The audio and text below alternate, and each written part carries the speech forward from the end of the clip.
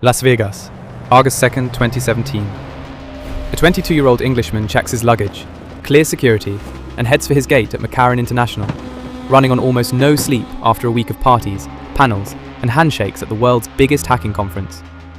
He is, at this exact moment, one of the most quietly famous people in cybersecurity, the man credited with single-handedly stopping the worst ransomware attack in history. He's about to fly home to England a hero. He never boards that flight. Several federal agents close in around him near the gate. One of them says his name like a question. Marcus Hutchins? He confirms it, and in that instant, before a single word of explanation, he already knows exactly why they're there. 10 weeks earlier, this man had saved hospitals, banks, and government agencies across 150 countries. To understand how that same man ended up in federal handcuffs, you have to go back 9 years, to a bored teenager in rural England with a brand new computer and nothing to do with it.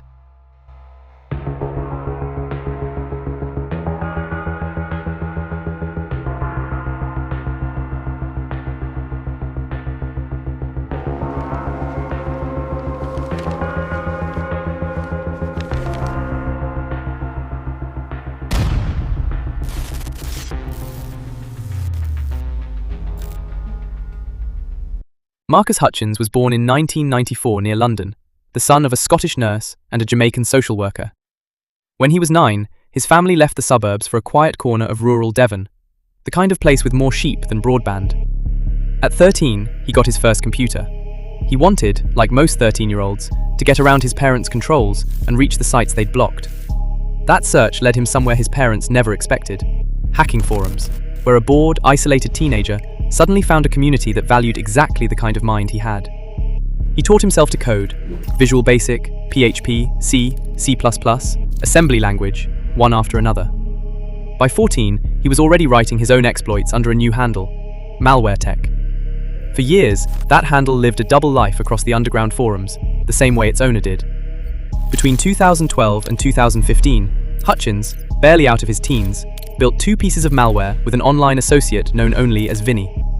One was called UPassKit, a data-stealing spy bot sold on dark web markets for over $1,000 a license. The other was Kronos, a banking Trojan designed to sit inside a browser and quietly steal login credentials the moment a victim typed them into their bank's website. Hutchins wrote the code. Vinny handled the advertising and the sales.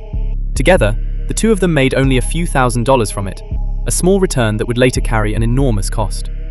At the same time, under his own name, Hutchins was building something else entirely: a technical blog called Malware Tech, dissecting real malware in forensic detail, read by criminals and security professionals alike. 2 versions of the same skill set, running in parallel, years before anyone would be forced to reconcile them. By his early 20s, the criminal version of Malware Tech had quietly gone dormant. In 2016, Hutchins moved to Los Angeles to take a legitimate job as a threat researcher for a cybersecurity firm called Cryptos Logic. He spent his days doing, professionally and legally, almost exactly what he used to do for cash on forums: taking malware apart to understand how it worked. He had, by every visible measure, left the version of himself that built Kronos behind in his teenage bedroom in Devon. Nobody at his new job knew that history. Nobody was looking for it. Then, on a Friday afternoon in May 2017, a piece of malware showed up that would make sure everybody eventually did. On May 12, 2017, a ransomware worm called WannaCry began tearing through the internet using a stolen weapon. Months earlier, a group calling itself the Shadow Brokers had leaked a cache of hacking tools built by the American National Security Agency, including an exploit called Eternal Blue, engineered to slip through an unpatched flaw in Windows file sharing. WannaCry weaponized it. Within hours, it had infected more than 200,000 computers across 150 countries, encrypting files and demanding payment to unlock them. Britain's National Health Service was hit hardest of all. Hospitals turning away patients, surgeries cancelled, doctors locked out of systems mid-shift. Spain's largest telecom went down.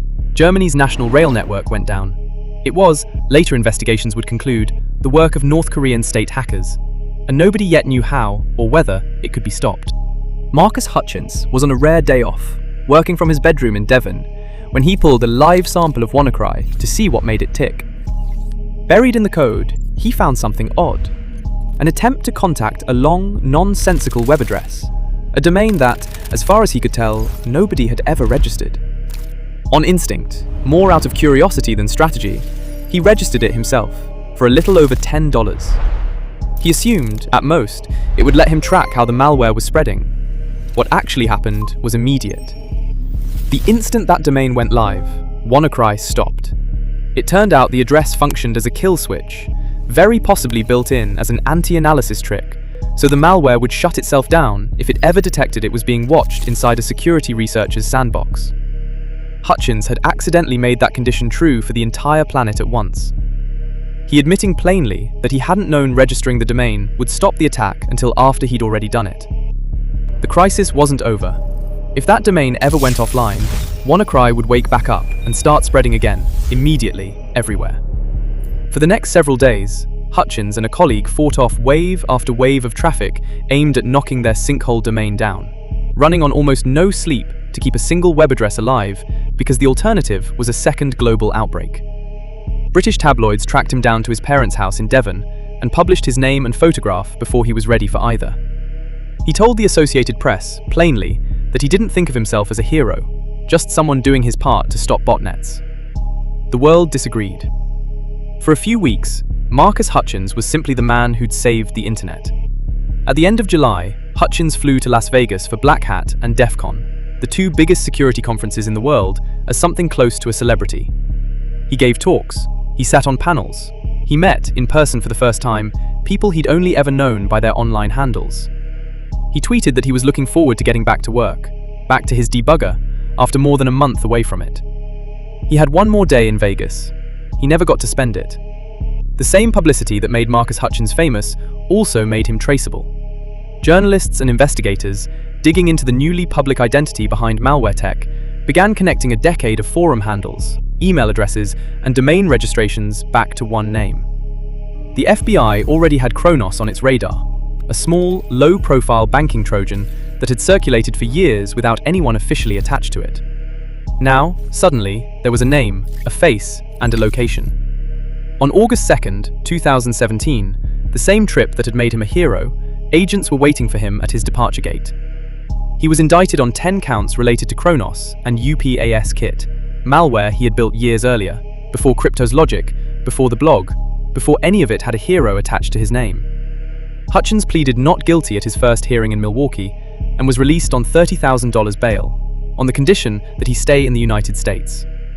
For nearly 2 years, a British citizen who'd flown to Las Vegas for a hacking conference was legally barred from going home, living instead in Los Angeles, still employed by Crypto's Logic, still analyzing malware for a living, while federal prosecutors built a case against the version of him that had existed years before any of that. In April 2019, facing a superseding indictment and a trial that was closing in, he changed his plea. He admitted guilt on 2 of the 10 counts: conspiracy to commit computer fraud and advertising an illegal interception device tied directly to Kronos. The remaining 8 charges were dropped. In a statement, he said he regretted what he'd done as a teenager and accepted full responsibility for it, adding that he'd spent his adult life using the same skills for the opposite purpose.